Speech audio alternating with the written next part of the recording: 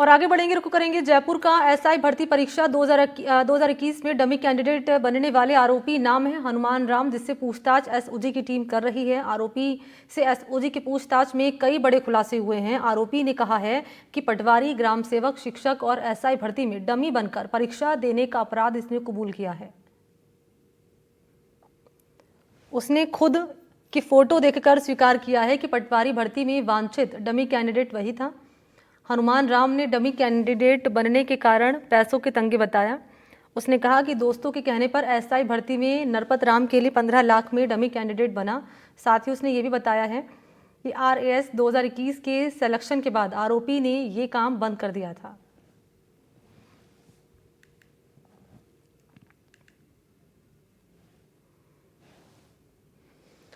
तो ये बड़ी खबर आपके सामने रख रहे हैं। एसडीएम से मामले में पूछताछ लगातार जारी है। नाम है इसका हनुमान राम, जो बड़े खुलासे कर रहा है एसओजी से पूछताछ में।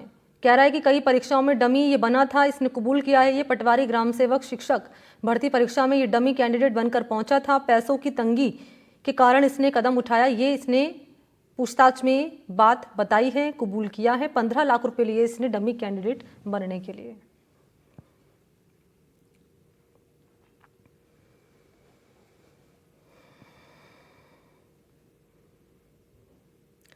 तो ये आरोपी है, नाम है इसका हनुमान राम, जो गिरफ्त में है एसओजी की। और एसओजी इससे लगातार पूछताछ कर रही है और उसने कई बड़े खुलासे किए पूछताछ में कि सिर्फ एक परीक्षा नहीं, 2 परीक्षा नहीं, कई परीक्षाओं में ये डमी कैंडिडेट बनकर पहुंचा और इसने 15 लाख रुपए भी लेना स्वीकार किया है डमी कैंडिडेट के रूप में।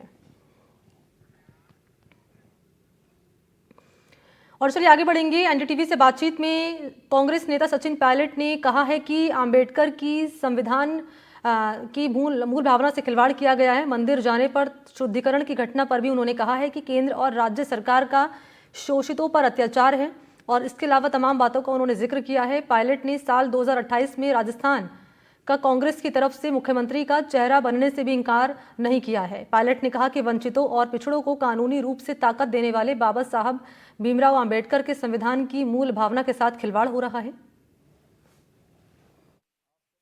भारत रत्न डॉक्टर अंबेडकर साहब की जयंती है, उस उपलक्ष्य पे मैं पूरे देशवासियों को बधाई देना चाहता हूं कि उनकी जयंती को बड़े हर्षोल्लास से हम सब लोग मना रहे हैं। और संविधान के निर्माता होने के नाते उनका जो योगदान रहा देश के लोकतंत्र को मजबूत करने में, और जो हमारे समाज में मुख्य धारा से बाहर लोग थे, वंचित, दलित, आदिवासी, पिछड़े, उन सब लोगों को कानूनी रूप में ताकत देने का काम उन्होंने किया था। 2028 में मुख्यमंत्री के चेहरे के रूप में आप रहेंगे? मैंने कहा ना, सरकार कांग्रेस पार्टी की बनेगी।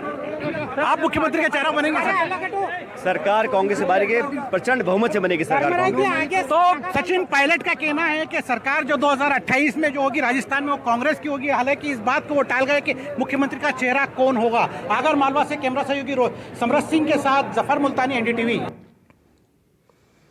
झालावाड़ के रतनपुरा में कांग्रेस के राष्ट्रीय महासचिव सचिन पायलट ने बीजेपी सरकार पर निशाना साधा और कहा कि वसुंधरा जी को झालावाड़ के अलावा पूरे राजस्थान का भी दौरा करना चाहिए, क्योंकि उनकी बात उनकी पार्टी के लोग सुनते हैं। राष्ट्रीय स्तर पर भी उनकी बात सुनी जाती है। वसुंधरा राजे ने एक अधिकारी की शिकायत की तो दिल्ली में हड़कंप मच गया, अधिकारी को एपीओ तक कर दिया गया।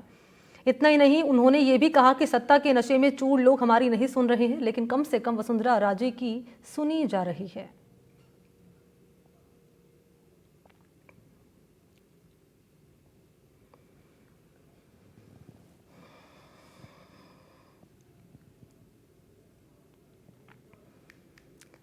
तो ये तस्वीर आपके सामने झालावाड़ की रख रहे हैं, जहां पर रतनपुरा में कांग्रेस के राष्ट्रीय महासचिव हैं सचिन पायलट।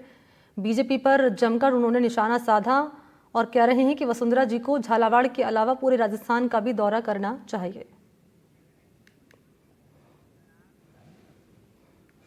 खबर है हनुमानगढ़ से, जहां पर कांग्रेस कार्यालय में भारत रत्न बाबा साहेब अंबेडकर की जयंती पर श्रद्धांजलि सभा रखी गई। ऐसे में बड़ी संख्या में कांग्रेस के कार्यकर्ता यहां पर मौजूद रहे। कांग्रेस नेताओं और कार्यकर्ताओं ने डॉक्टर भीमराव अंबेडकर की प्रतिमा पर पुष्पांजलि अर्पित कर उन्हें श्रद्धांजलि दी। जिलाध्यक्ष ने कहा कि भीमराव अंबेडकर ने न सिर्फ संविधान लिखा, बल्कि देश को न्याय, समानता और स्वाभिमान की राह दिखाई।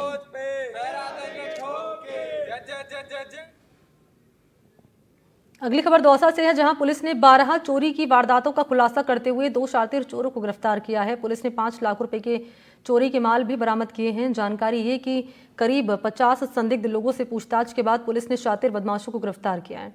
पुलिस दोनों से पूछताछ कर रही है।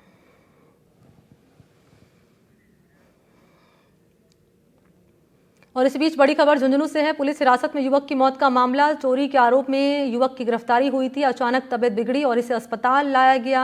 डॉक्टरों ने यहां मृत घोषित कर दिया। तो ये बड़ी खबर झुंझुनू से, पुलिस हिरासत में युवक की मौत का मामला है। ये चोरी के आरोप में गिरफ्तार इसे किया गया था और जब पूछताछ इससे पुलिस कर रही थी तो अचानक इसकी तबीयत बिगड़ी और इसे अस्पताल लाया गया, जहाँ डॉक्टर्स ने मृत घोषित कर दिया।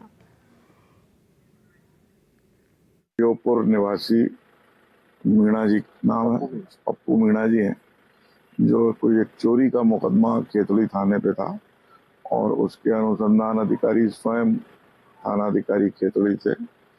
उनकी अचानक तबीयत बिगड़ गई। आज पूछताछ के लिए लाए थे और अभी जब यहाँ रेफर होकर के वो केतली से लाया गया उनको, तो बीडी के हॉस्पिटल, सरकारी हॉस्पिटल में उनको मृत घोषित किया गया। बॉडी यहाँ मोर्चरी में है। तो टोंक पुलिस ने बड़ी कार्रवाई करते हुए अवैध गांजे और भांग की खेप पकड़ी है। इस कार्रवाई में 147 किलो अवैध गांजा पकड़ा गया है। 108 किलो भांग पकड़ी गई है। पकड़े गए मादक पदार्थों की कीमत बताई जा रही है करीब 74 लाख रुपए। पुलिस ने एक आरोपी को गिरफ्तार किया है और आरोपी ने अवैध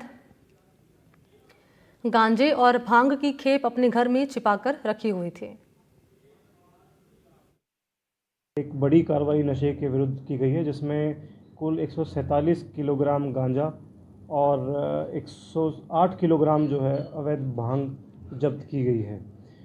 जो आरोपी है इसमें जगदीश है, इसका नाम जनरली बाबा के नाम से जाना जाता है और गांव इनका दौलतपुरा है, थाना घाट क्षेत्र से। पूर्व में करीब 7 प्रकरण इसके खिलाफ दर्ज हैं और जिसमें से 4 प्रकरण जो हैं वो एनडीपीएस के हैं।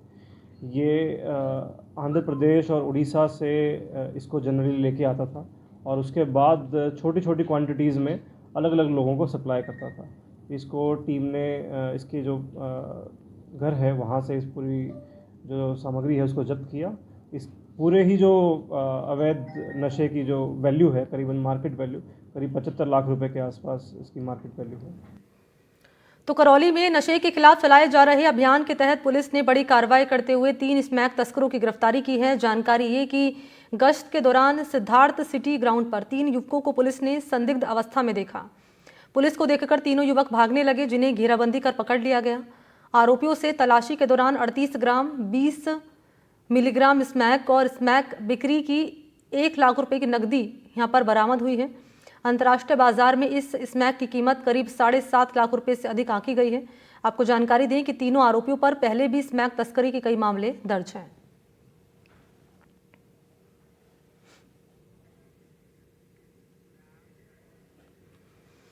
वहीं दौसा में एनडीटीवी राजस्थान की खबर का बड़ा असर हुआ है। जिला अस्पताल में भर्ती मरीजों को अब बेड पर ही दूध पहुंचाया जाएगा।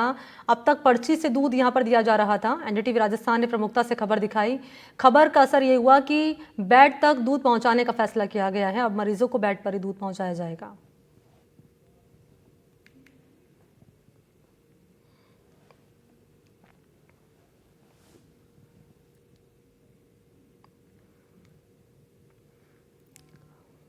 तो पर्ची के हिसाब से दूध विक्रेता अस्पताल प्रशासन से उसके दाम वसूल कर रहा था।